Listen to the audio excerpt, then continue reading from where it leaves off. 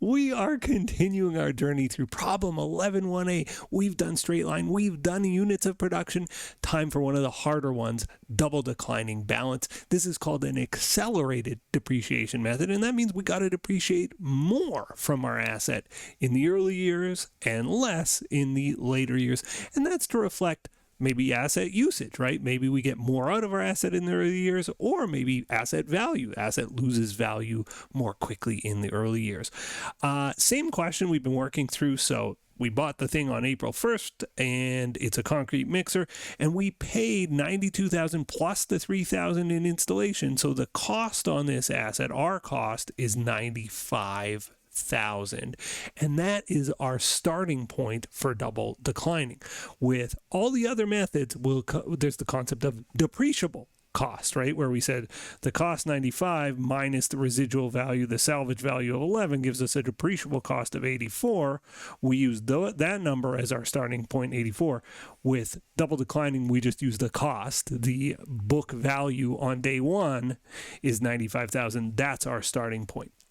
To do double declining, we got to make a little table, and this is what the table looks like. So first column, year, and it's just going to match up with what's on my sort of chart here: 2031, 32, 2033, 2034, 2035, and 2036.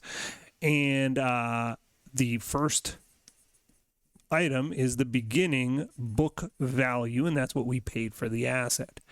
Then we'll have a number of months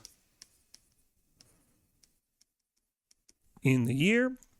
And then we'll have our depreciation rate. Then we'll have our depreciation expense. And then we'll have our ending book value. Now, that is the hard part. Just what we did right there. That's the hard part of double declining, just getting the thing set up, and we got the thing set up.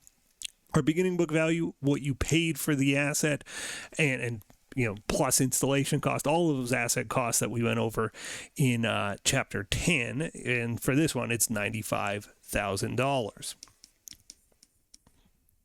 The number of months of ownership, well, we bought it on April 1st, so April, May, June, July, August, September, October, November, December. It's 9 months in 2031.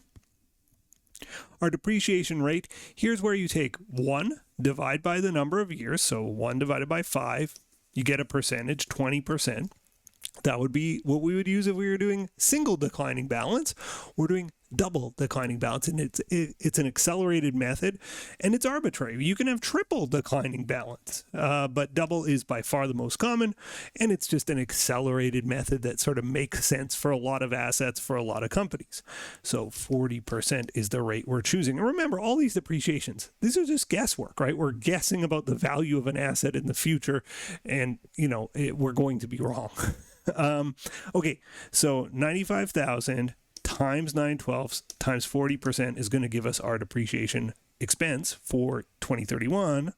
Let's do the math. 95,000 times 9 divided by 12 times 0.4, 28,500.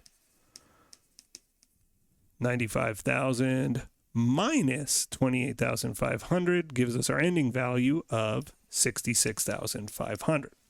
So we start year 2, 66,500 times not 9/12, but 12/12 in year 2 times 40%. So 66.5 times 0.4, 26.6. Ooh, my handwriting got a little shaky there. 66.5 minus 26.6. That's not like me. My handwriting's usually so neat. It's 39.9. Now, the thing we need to keep our eye on with double declining is we never want our ending book value to go below the residual value or the salvage. We never want it to go below 11,000. So stop at 11,000. That's just a note to self, right? And you can write that on the side of the page. That's totally fine. Stop at 11,000. Just remember that. 39.9 times 12/12 times 40%. So 39.9 times 0.4, 15,960. So we were at 39.9 minus 15,960, 23,940. And we're on to the next 23,940. I can see if I take 40%, I'm still not going to be below 11, so I'm still okay. Keeping this $11,000 really in the back of my mind here. 23,940. I know it's a little messy there. Times 0.4, 95.76. And 23,940 minus 9576 is 14,364. All right, I can tell I am going to go below 11 here. 14,364.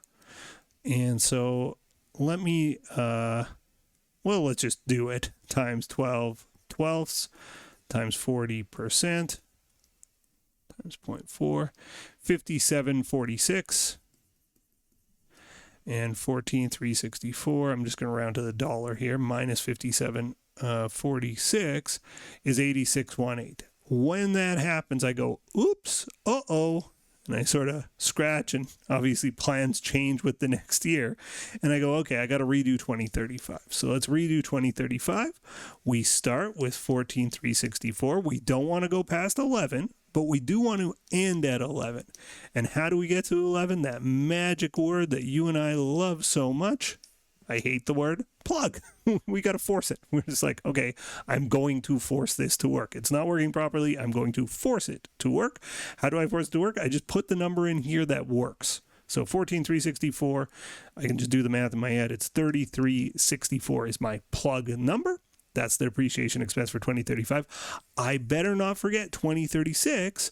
I start with an $11,000 asset. I'm in plug mode now. So I just plug and I go, where does it have to end? It has to end at 11,000. So what's my depreciation? 0.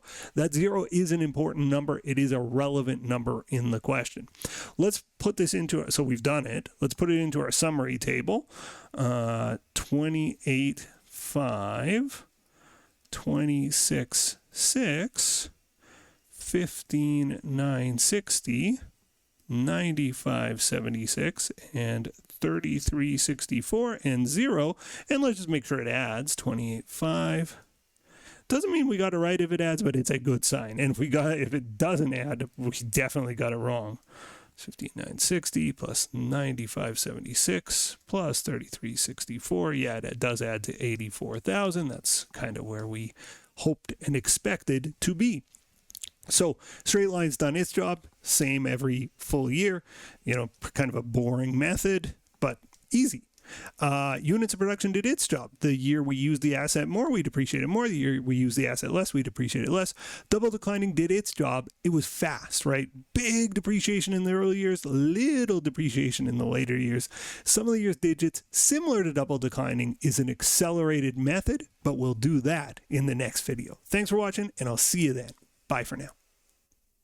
The next video in our series is right up here, and if you want a supercut of all of the videos in this series, that's the one down below.